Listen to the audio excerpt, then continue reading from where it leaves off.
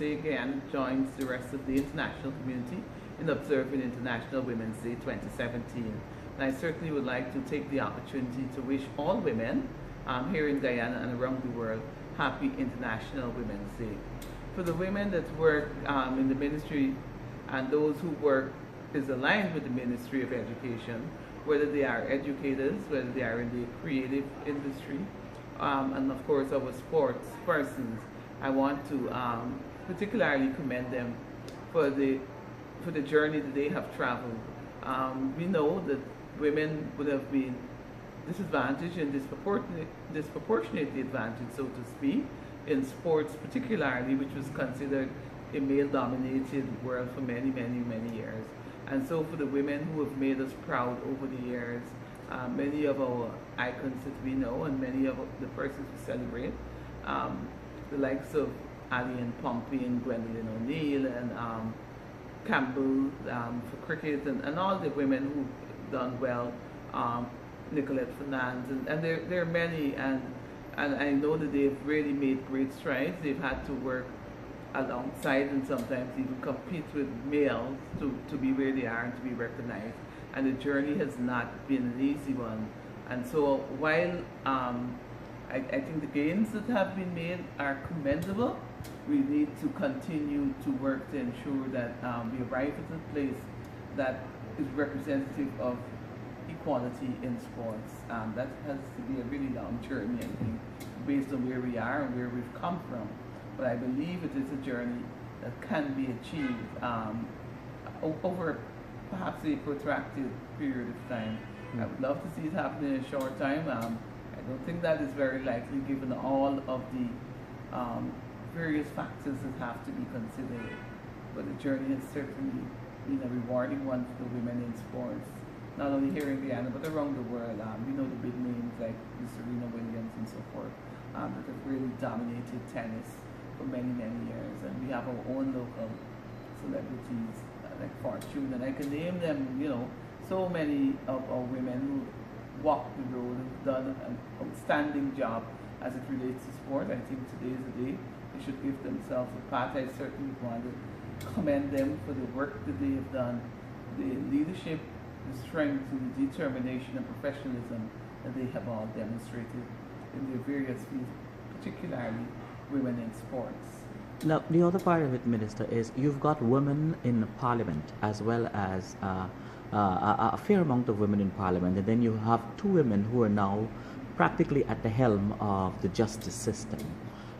What would you say that motivation should be for other girls, young girls? Because I know that the 2030 goal is focused on getting girls to be motivated by women. What would you say about the two women, the Justice Cummings and so on?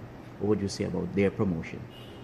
Well, I think most of these two eminent women who have distinguished themselves, they have a very long and good track record in justice here in Guyana, and so I want to commend them and salute them on this our International Women's Day.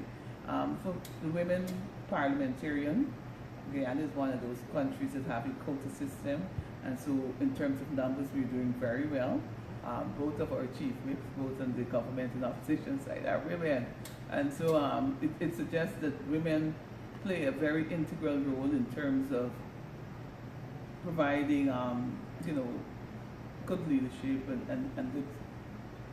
and good enforcers, more or less, of structure, and so I certainly want to commend and salute all of our women who are in Parliament and women who are in leadership roles. We have a lot of women in leadership roles, some who are in service, some who have retired.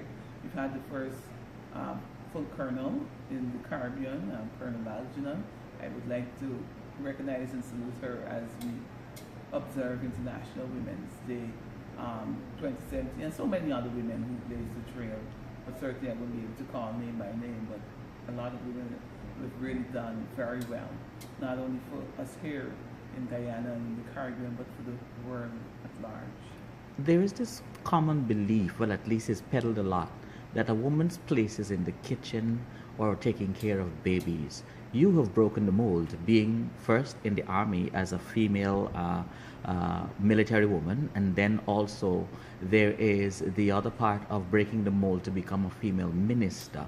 What would you say to that little girl that is looking on right now and saying, hey, I'm condemned to the kitchen, or I'm condemned to being just a girl looking flirty, flirty, that's it. What would you say to her? Well, first of all, I would want to say to every little girl out there, including my own daughter, I have a 17-year-old, that, the sky is the limit, and that a woman should not, just resolve to do things that are considered girly in inverted commas, but they should see themselves as equal partners to their male counterparts, and there are equal opportunities in many areas for women.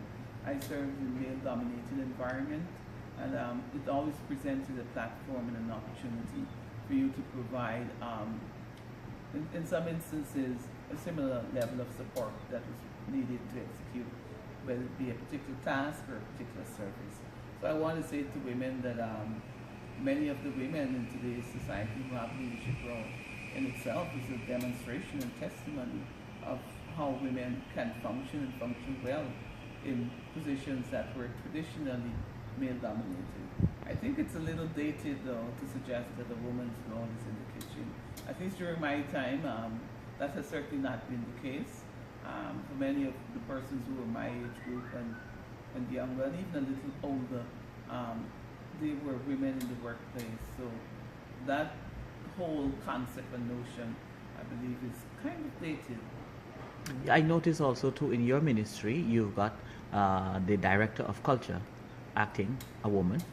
You also have the director of youth, a woman, which says that your ministry is taking charge, leading the charge of letting people know that women are important. Well, certainly women are important. They are an important species of the human race. And so I believe that gender should not be a determining factor of, for appointments, for promotion, and that type of thing. I firmly believe that those should be based on competency. If you have competent women, why not give them the opportunity to get the job done?